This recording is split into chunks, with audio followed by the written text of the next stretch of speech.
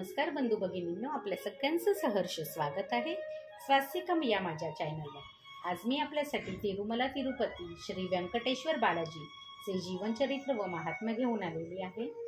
सर्वात प्रथम आपल्या सगळ्यांनाच रक्षाबंधनच्या हार्दिक शुभेच्छा। त्याचबरोबर आज मी आपल्याबरोबर एक गोष्ट शेअर करायची आहे की आपल्या सगळ्यांनाच माहिती आहे की मी तिरुमला तिरुपती व्यंकटेश्वराचं जीवनचरित्र आणि महात्म्य याचं पठण करून रोज व्हिडिओ आपल्या सगळ्यांसाठी पाठवत आहे। तर काल एक चमत्कारी गोष्ट घडली की माझ्या घरी तिरुपतीचा प्रसाद, हा प्रसाद माझ्या हजबंडच्या मित्राकडनं आमच्या घरी आला। तर मी खूपच प्रसन्न झाले की मी तिरुपतीचं जीवनचरित्र पठण करत आहे आणि त्याचबरोबर मला हा तिरुपतीचा प्रसाद मिळाला। तर खूपच मला आनंद झाला काल हा प्रसाद बघितल्यावर। तिरुपती प्रसन्न आहेत असं वाटलं। चला तर मग सुरुवात करूया।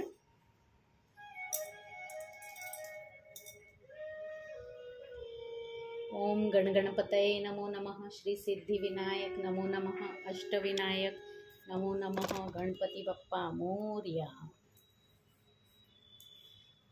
गणपती बाप्पा तिरुपती बालाजी प्रणाम।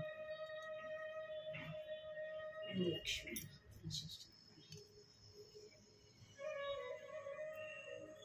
आई पद्मावती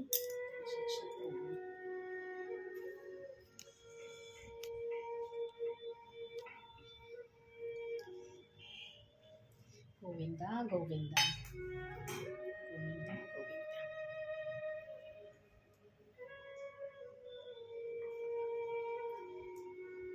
नैवेद्यं समर्पयामि, नैवेद्यं समर्पयामि। श्री गणेशाय नमः, श्री सरस्वतीभ्यो नमः। चला तर आज आपण बघूया पुढची कथा काय आहे। तिरुपती बालाजी यांच्या जीवन चरित्रामधली पद्मावतीचे प्रणय वेदना। पद्मावतीच्या सखींनी श्रीनिवासावर दगड मारल्यावर श्रीनिवासाची अवस्था पाहून ती पश्चाताप पावली।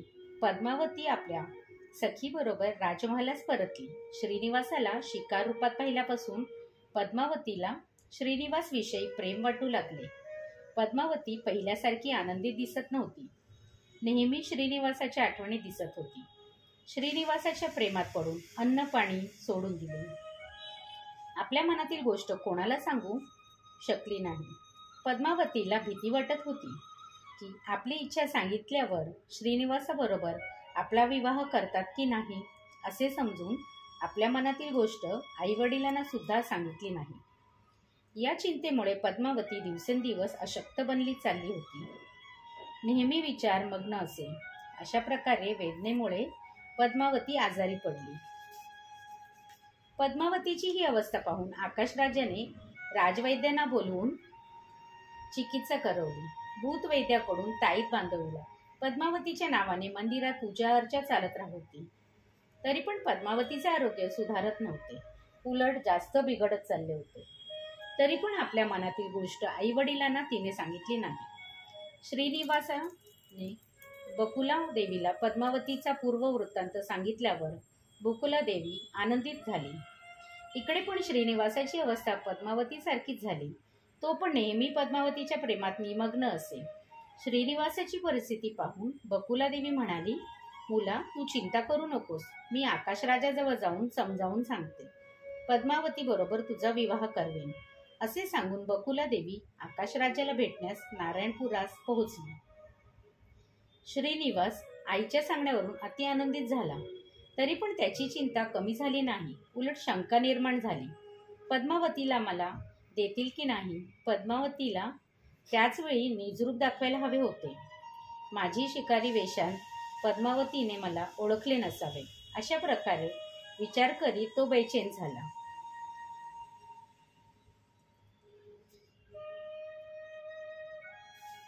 श्रीनिवासास एक उपाय सुचला। त्याने निश्चय केला, आईच्या अगोदर जाऊन आपण पद्मावतीला भेटवायच पाहिजे।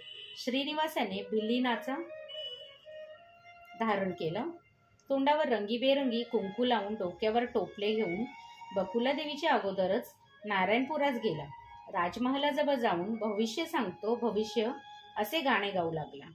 राणी धरती देवीने भिल्लिनीचा आवाज ऐकून तिला अंत बोलवले.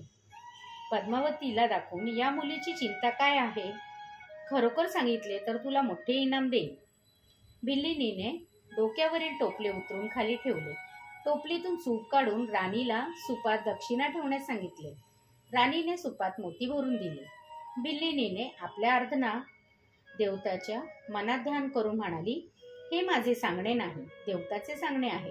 तू भाग्यवान आहेस. नील मेघश्याम तू मन अर्पिलेस तो शिकारीच्या वेशात तुला भेटला. तू त्याला ओळखले नाहीस. तो आपले मन तुला देऊन निघून गेला. तू त्याच्या ध्यानात आहेस. तू चिंतित होऊ नकोस. तुम्हा दोघांना विवाह कोणी थांबवू शकत नाही. तुमचे कल्याण होईल. माझ्या बोलण्यावर विश्वास नसल्यास सुपात पहा. तुझ्या मनाची इच्छा त्यात दिसेल. भिल्लिनीच्या सांगण्याप्रमाणे पद्मावतीने सुपात पाहिले तेव्हा उद्यानवनात शिकारी वेशात दिसलेला महापुरुष दिसला. त्या शिकारी महापुरुषाला पाहून पद्मावतीने शरमेने मान खाली घालून हसत आपल्या दोन्ही हातांनी तोंड लपवून घेतले आणि तेथून निघाली. पद्मावतीचे हसत मुख पाहून धरणी देवी आनंदित झाली. धरणी देवीने पद्मावतीच्या सखींना बोलवून उद्यानात वनात घडलेली घटना विचारून घेतली. भिल्लीन राणीची भेट घेऊन तेथून निघून गेली. पद्मावतीने भिल्लिनीचे सांगणे ऐकून धैर्याने उठून पाहिल्यासारखे उत्साहित झाले. पद्मावतीची ही स्थिती पाहून तिचे सखीजन पण आनंदित झाले. परंतु धरणीदेवी मात्र चिंतेत पडली. एका सामान्य शिकारी बरोबर आपल्या मुलीचा विवाह करण्याची इच्छा नव्हती. धरणीदेवी आकाशराजाजवळ जाऊन भिल्लिनीचे सर्व सांगणे सांगती झाली.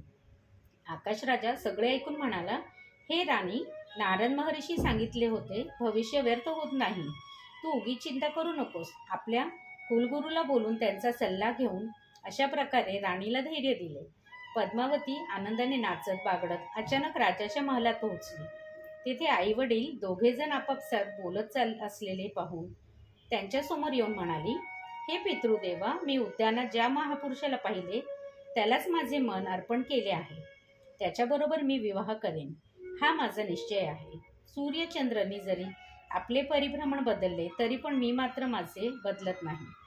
पद्मावतीचे हे बोलणे ऐकून राजदंपती आश्चर्यचकित झाले. शेवटी पद्मावतीला वचन दिले की तुझ्या इच्छेप्रमाणे विवाह होईल.